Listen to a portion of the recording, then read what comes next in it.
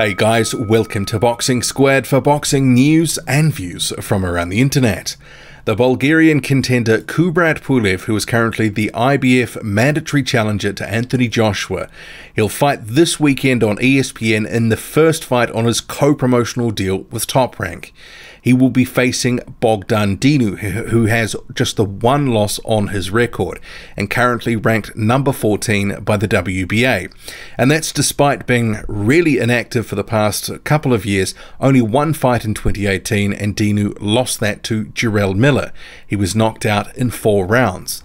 And we'll come to that soon because there could be maybe some mirroring in this fight of that one, but we'll get to that soon. So Kubrat Pulev, waiting for his title shot, didn't want to sort of stay idle, he wanted to keep busy, because who knows, it could be up to a year away before he gets a title shot against Joshua. Or even then, you know, potentially he could face Tyson Fury. Who knows what will happen with Fury and Pulev being in the Top Rank stable and going to be fighting on ESPN and ESPN+. But this fight, it's going to be taking place at the Hangar in Costa Mesa, California, and it's been super under the radar. Even Kubrat Pulev on his Facebook page, besides when they announced the fight, which was only about 3 weeks ago, or even less than that, I think about 2.5 weeks ago, very little since, and there has been effectively no sort of footage from training camp from Pulev. It's been very quiet, which for him, because he's quite active on social media in the run-up to different fights and stuff, active within his camps, posting you know, all sorts of bits and pieces, has been surprising to some extent. But maybe this is a case of they want to just ease him into this co-promotional arrangement. The opponent is such that, you know, there's a little bit of name recognition there. He's got a ranking.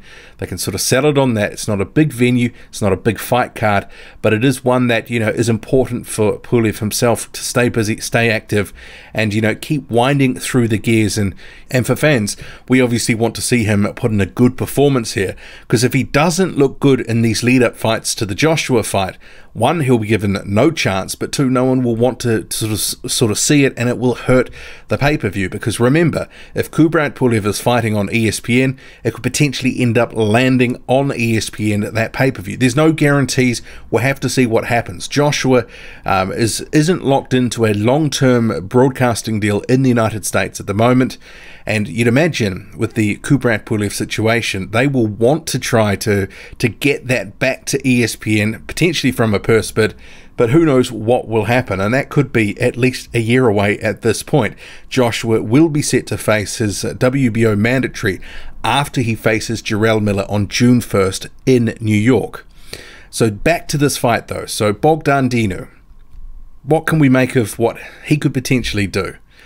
I think for this fight, there's potentially a few less risks with the Miller fight. Kubrat Pulev is a different fighter. The style matchup is all different here.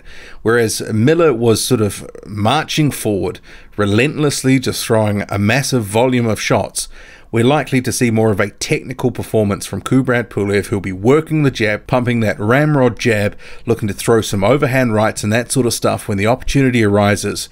But he will be defensively responsible, and he may pressure Dinu to some extent, but I'm not expecting him just to try walk him down from the opening bell. I think there will be a feeling out process.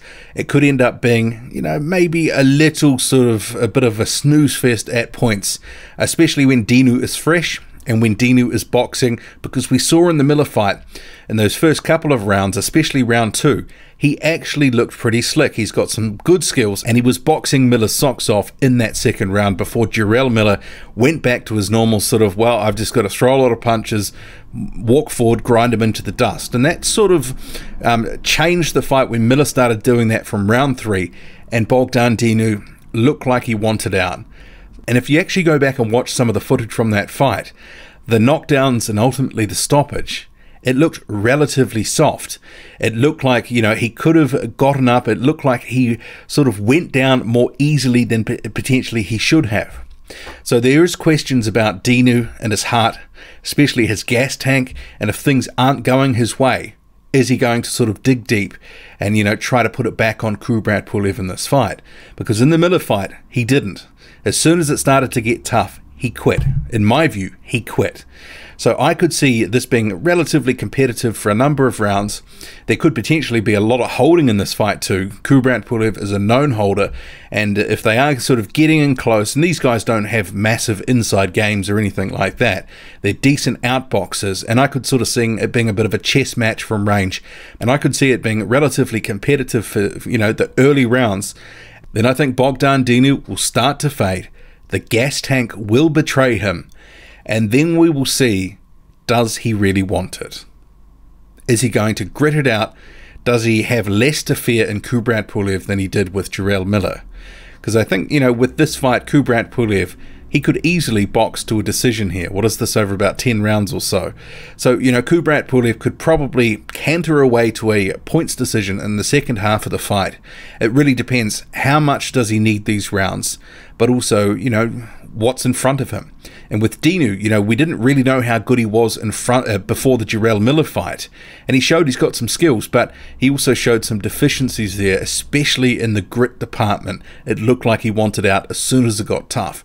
And if Pulev starts to sort of apply the pressure a bit more, if he senses that Dinu can be taken out, and remember, Pulev will be aware that if he looks really good in this fight, this is good for his stock in the heavyweight division in general, and if he can make a statement, I'm sure he will want to, but he won't want to take any unnecessary risks in the process. And this isn't necessarily a very risky fight, and I fully expect Kubrat Pulev to win this one, either by a points decision, and probably a handy points decision, or potentially a stoppage somewhere from the mid-rounds to, you know, maybe round 8, something like that. I think Dinu will potentially fold again, but we'll have to see. It's a very different style matchup, this one, but I do like the fact that Kubrat Pulev is staying active. This guy has a little name recognition, you know, he's in the rankings, but he should be beatable. It doesn't really represent enough risk that, you know, he shouldn't have taken this fight. Although I would like to see Pulev in some tough fights, but the reality is he's, you know, he's got to the point he needs to get the title shot. I don't see them risking it because right now there's no hardware at ESPN. And if they can try to get a fight onto the network, they will do everything that they can to sort of protect this. So there's some careful matchmaking at play here. They want to keep his title shot alive, and if Kubrat Pulev has enough in the tank, which he showed in the Hughie Fury fight back in October, his last fight, he still has some, you know, decent skills. His legs were still there, and that was something at 37, because he'd been so inactive, I wasn't really sure where he'd be at. But overall, you know, he really sort of took care of Hughie Fury, no issues. And I expect the same here with Bogdan Dinu. What do you make of it all? Drop a comment, loud and often. Hit like, hit subscribe, follow me on Twitter, boxing_squared. I'm out.